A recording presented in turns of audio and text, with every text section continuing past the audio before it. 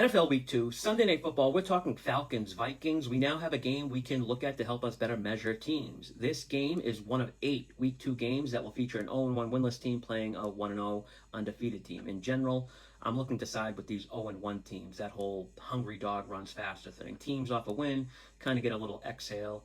Teams off a loss, they're up against it. Now, Falcons had one of those annoying losses in Week 1 where they won the box score but lost the most important stat, points on the scoreboard. Atlanta finished with 100 more total yards than the Bucs. They had a field goal lead at the 2-minute warning and then missed a field goal.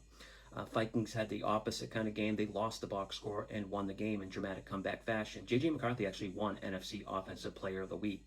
His numbers weren't what you'd expect from a Player of the Week, but 13 for 20 passing, 143 yards, 2 tutties, and then a pick 6.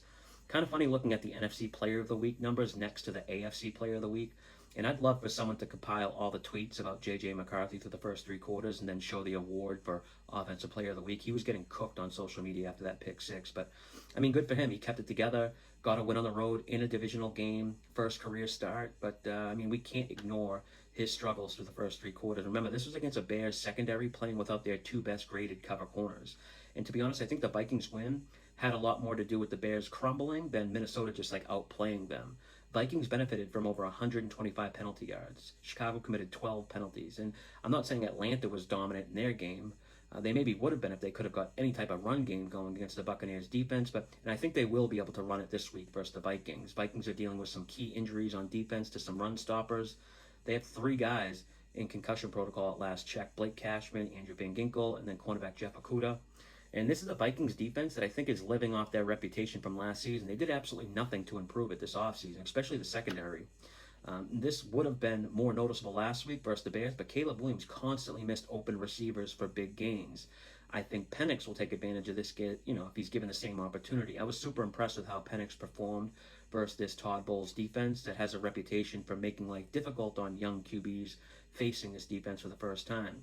Do I think Penix will play as clean as he did last week all year? No, but of all the quarterbacks that lost week 1, Penix had the best EPA per pass numbers. Actually, no, he didn't. Second best. Justin Fields had number 1. Once I saw Drake London and Darnell Mooney weren't on the injury report, I bet Atlanta. Disregard this number of +5. For some reason, this book had +5 minus 128. No clue why, when every other book had +3.5. I didn't buy points here or anything. Just bet an off-market number, but I still like +3.5. Atlanta is the only team that fits every system I talked about in my Week 2 systems video I did the other day. Week 2 underdogs who were favored in Week 1. Remember, Atlanta closed as 1-point favorites.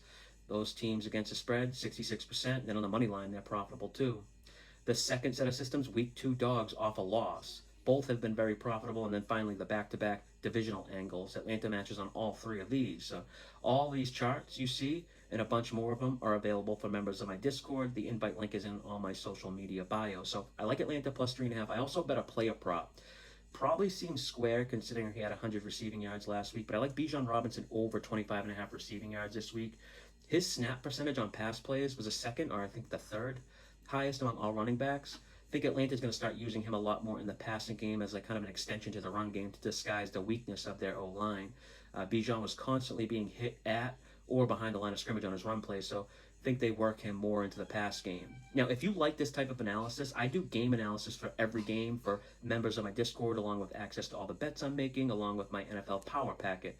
It's a downloadable Google Doc that has my power ratings, systems, trends, coaching tendencies, everything. Join the Discord. It's free to join, but I do charge money to access the members only section. But join for free. Check it out. Ask some questions. DM me about getting premium access. That's it for this one. Until next time.